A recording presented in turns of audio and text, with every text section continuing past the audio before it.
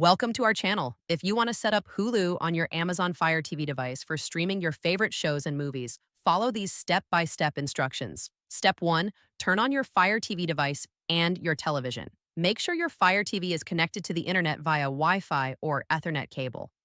Step 2, from the Fire TV home screen, navigate to the search icon or use the Alexa voice button on your remote to search for Hulu. Step 3, select the Hulu app from the search results. The app icon features Hulu's green logo with white text. Step 4, click Download or Get to begin downloading and installing the Hulu app on your Fire TV device. Wait for the installation to complete. Step 5, once installed, click Open to launch the Hulu app for the first time. The app will display a welcome screen with sign-in options. Step 6, select Log In if you already have a Hulu account. The app will display an activation code on your TV screen.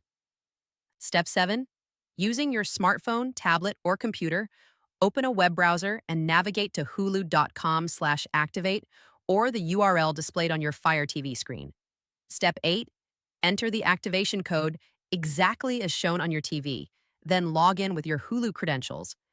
Your Fire TV will automatically refresh and you can start streaming immediately. Don't forget to like this video and subscribe to our channel.